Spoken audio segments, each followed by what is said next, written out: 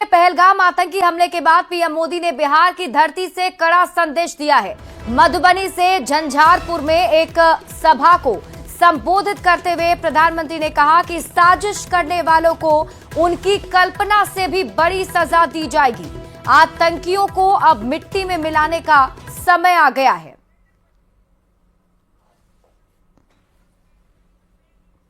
आदरणीय माननीय प्रधानमंत्री जी का को आनंदित एवं गौरवान्वित महसूस कर रहा है। स्पष्ट शब्दों में कहना चाहता हूं,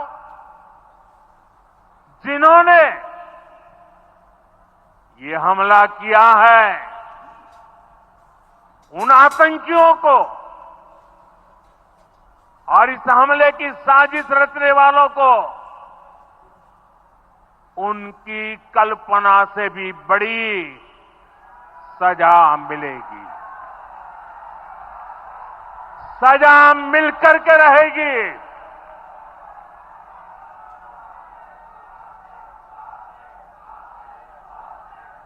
अब आतंकियों की बची खुची जमीन को भी मिट्टी में मिलाने का समय आ गया है। तो उन्होंने कहा कि पूरी दुनिया सुने और पूरी दुनिया समझ ले। इसके लिए प्रधानमंत्री मोदी ने अंग्रेजी में भी कड़ा संदेश दिया है। From the soil of Bihar I say to the whole world, India will identify, track and punish every terrorist and their backers. We will pursue them to the ends of the earth. India's spirit will never be broken by terrorism. Terrorism will not go unpunished. Every effort will be made to ensure that justice is done. The entire nation is firm in this resolve. Everyone who believes in humanity is with us. I thank the people of various countries and their leaders who have stood with us in these times. तो मधुबनी में प्रधानमंत्री नरेंद्र मोदी ने कहा कि पहलगाम में हुए आतंकी हमले से पूरा देश दुखी है और इस आतंकी हमले में किसी ने अपना बेटा खोया, किसी ने भाई खोया। दुख की इस घड़ी में पूरा देश पीड़ित परिवार के साथ है और इस घटना को लेकर कश्मीर से कन्याकुमारी तक लोग गुस्से में हैं। इस आतंकी हमले में किसी ने अपना बेटा खोया, किसी ने अपना भाई खोया,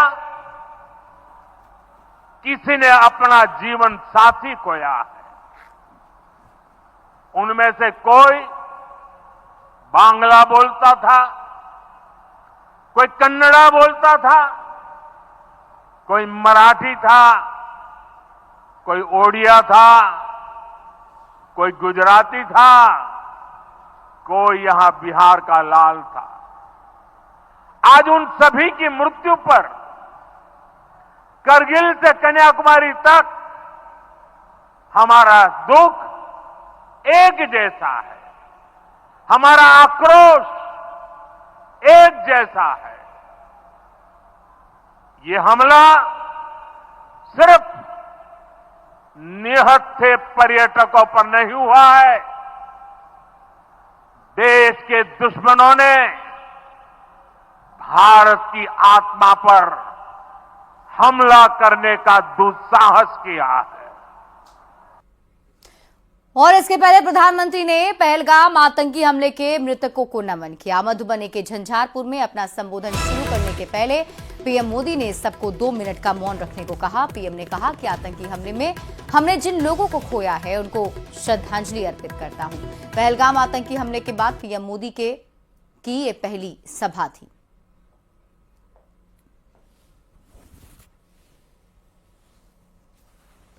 22 अप्रैल को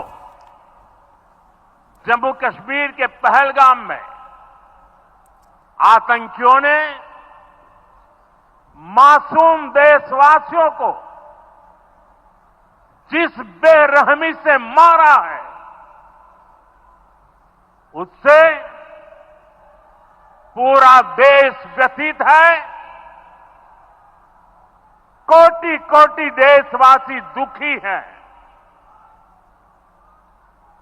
सभी पीड़ित परिवारों के इस दुख में पूरा देश उनके साथ खड़ा है। जिन परिवारजनों का अभी इलाज चल रहा है, वे जल्द स्वस्थ हो, इसके लिए भी सरकार हर प्रयास कर रही है। वहीं कश्मीर पहुंचे महाराष्ट्र के डिप्टी सीएम एकनाथ शिंदे का बड़ा बयान सामने आया। उन्होंने कहा कि पीएम पर पूरे देश को विश्वास है, अब पाकिस्तान का नामो निशान मिटा देंगे। शिंदे ने साथ ही कहा कि आतंकियों को बुलेट का जवाब बुलेट से दिया जाएगा। महाराष्ट्र के डिप्टी सीएम एकनाथ शिंदे है। सर, कश्मीर में आप आए हैं क्योंकि जिस तरह से आतंकी हमला हुआ है, पर हम आपका रिएक्शन जानना चाहेंगे उस पर। बहुत ही दुर्भाग्यपूर्ण घटना है, दुखद घटना है कि आज तक मतलब जो टूरिस्ट है उनके ऊपर ये बड़ा हमला है। और हमारे आदरणीय प्रधानमंत्री जी ने कहा है ये देश पर, देश की आत्मा पर हमला है। सही बात है, ये पूरे देशवासियों पर हमला है, देश पे हमला है और इसका करारा जवाब जरूर मिलेगा। बुलेट का जवाब बुलेट से मिलेगा। और आज जो प्रधानमंत्री जी ने भाषण किया है उससे लगता है कि सोच के बाहर, सोच से परे अंजाम होगा। इसका मतलब साफ है कि अब भारत नहीं रुकेगा और पाकिस्तान का नामो निशान मिटाएगा। ये हमें विश्वास है। वहीं आरजेडी के शक्ति यादव का इस पूरे मामले पर विवादित बयान सामने आया है। आतंकियों पर पीएम के संदेश पर बयान, पहलगाम की घटना से षड्यंत्र की बू आती है। उन्होंने ये कहा, शक्ति यादव ने कहा कि ऐसा लग रहा है जैसे पहले से स्क्रिप्ट लिखी गई हो।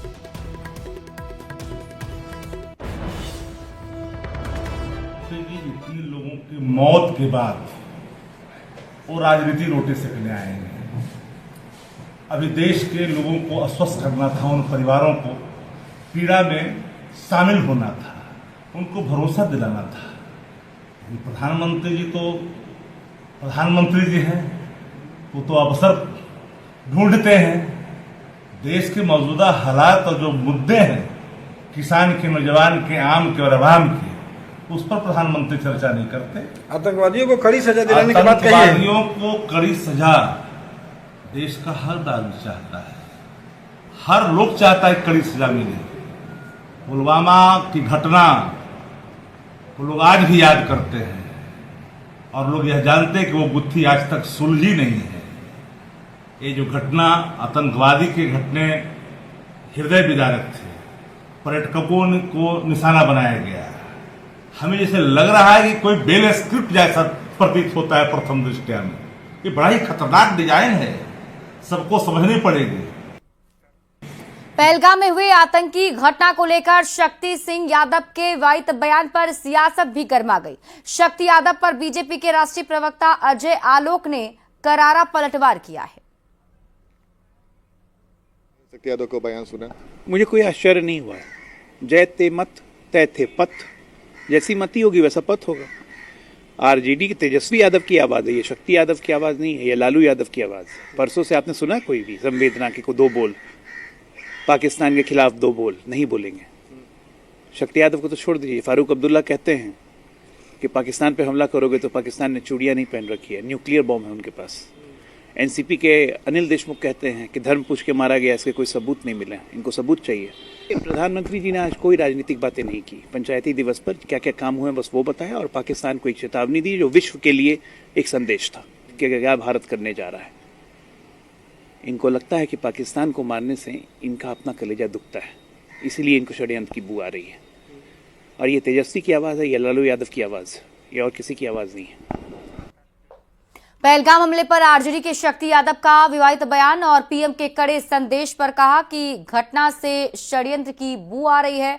ऐसा लग रहा है जैसे पहले इसकी पूरी स्क्रिप्ट लिखी गई हो। तो ये बयान शक्ति यादव की तरफ से दिया गया और इस बयान के बाद से बिहार की राजनीति गर्मा गई है। जैसे कि अभी आपने देखा कि बीजेपी के राष्ट्रीय प्रवक्ता अजय आलोक की तरफ से करारा पलटवार किया गया है, तो वहीं जेडीयू ने भी इस पर पलटवार किया है। जेडीयू के मुख्य प्रवक्ता ने इसे राष्ट्रीय स्वाभिमान के खिलाफ बताया है। राष्ट्रीय जनता दल ने जो भावना व्यक्त की है, लगता है कि देश के राष्ट्रीय स्वाभिमान से इनका कोई लेना देना नहीं। आदरणीय प्रधानमंत्री जी आज संदेश कड़े शब्दों में दुनिया के लोग को दिया, साथ ही साथ सर्वदलीय बैठक कर रहे हैं और राष्ट्रीय जनता दल यह मंतव्य दे रहा है कि ऐसा लगता है कि प्री स्क्रिप्टेड है। पुलवामा की घटना, अब कोई संशय बरकरार है क्या? उसके बावजूद पहलगाम की घटना पर इस ढंग की राजनीतिक प्रतिक्रिया देना, यह देश के राष्ट्रीय स्वाभिमान के खिलाफ है। शक्ति यादव के विवादित बयान पर सियासत गर्मा गई है। बीजेपी प्रवक्ता अरविंद सिंह ने शक्ति यादव के बयान पर तीखी प्रतिक्रिया दी है। ये सत्ता के लिए मानवीय घटनाओं पर भी तिलांजलि देने वाला विपक्ष आज अपने आप को राष्ट्र के सामने नंगा कर रहा है। कभी रॉबर्ट वाड्रा का बयान आता है, कभी शक्ति यादव का बयान आता है, कभी कांग्रेस और आरजेडी के नेताओं का बयान आता है।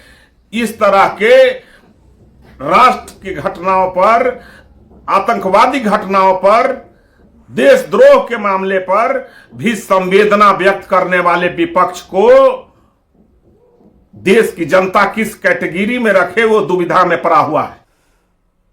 बीजेपी सांसद डॉक्टर संजय जायसवाल ने कहा है कि पीएम मोदी जो कहते हैं वो करते हैं, ऐसे में अब आतंकियों का खात्मा तय मानिए। दुनिया के किसी भी कोने में अपराधी छुपे हों, हम वहां से ढूंढकर उनके साथ न्याय करेंगे।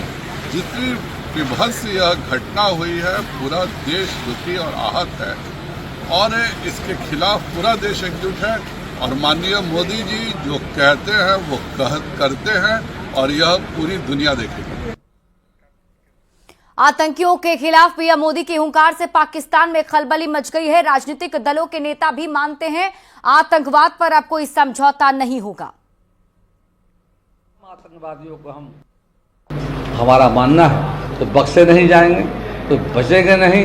ये तमाम आतंकवादियों को हमारे जो सेना के जवानों पर मुझे गर्व है, अगर आने वाले समय में सब मौत के घाट उतारे जाएंगे जाकर के, ताकि आने वाले समय में कोई हिम्मत नहीं कर सके हमारे देशवासियों पर आतंकवादियों को जो घटनाएं घट रही है, उसके पीछे दिख रहा पाकिस्तान का हाथ भी दिख रहा है।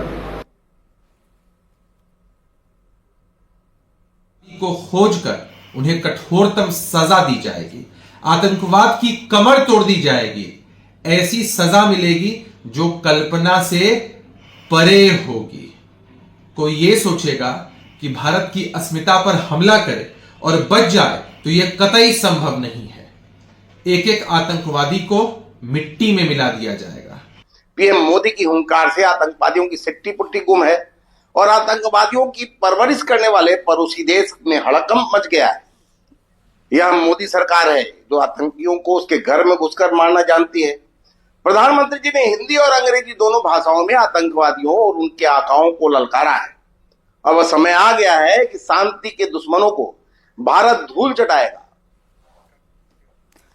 वहीं सोशल मीडिया पर एक वीडियो वायरल हो रहा है जिसमें सज्जाद नाम का एक युवक घायल पर्यटक को कंधे पर उठाकर भाग रहा है। सज्जाद एक ऐसा शख्स है जिसने अपनी जान की परवाह किए बिना एक पर्यटक की जान बचाई और एक बार फिर इंसानियत और कश्मीरियत की मिसाल कायम की है। उनसे खास बातचीत की है हमारे संवाददाता मुद्दस्सिर कादरी ने,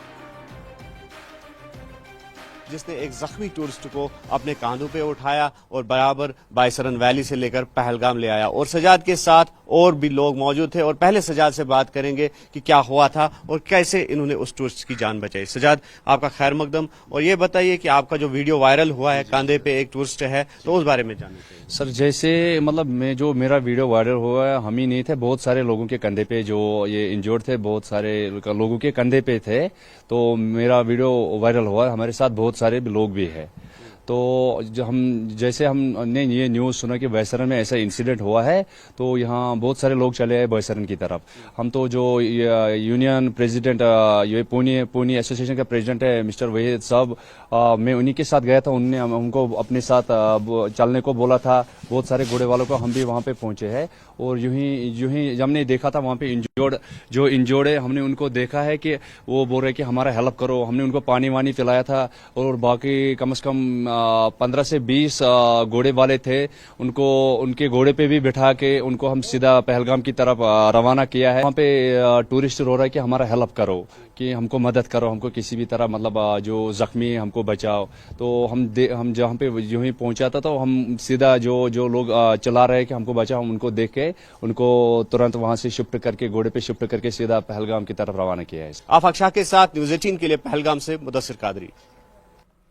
2025 बिहार विधानसभा चुनाव को लेकर महागठबंधन की दूसरी महत्वपूर्ण बैठक आज कांग्रेस मुख्यालय सदाकत आश्रम में चल रही है, और इस बैठक में गठबंधन के प्रमुख दलों के सभी नेता मौजूद हैं। तेजस्वी यादव के अलावा बिहार प्रदेश कांग्रेस प्रभारी कृष्णा अल्लावरू, प्रदेश कांग्रेस अध्यक्ष राजेश राम, वीआईपी संरक्षक मुकेश सहनी, सीपीआईएमएल के राज्य सचिव कुणाल भी मौजूद हैं। बैठक में आगामी बिहार विधानसभा चुनाव को लेकर सीट शेयरिंग पर मंथन के अलावा महागठबंधन के कॉमन मिनिमम प्रोग्राम पर भी चर्चा हो रही है। बैठक के बाद महागठबंधन के सभी नेता संयुक्त रूप से आयोजित होने वाले संवाददाता सम्मेलन में शिरकत करेंगे।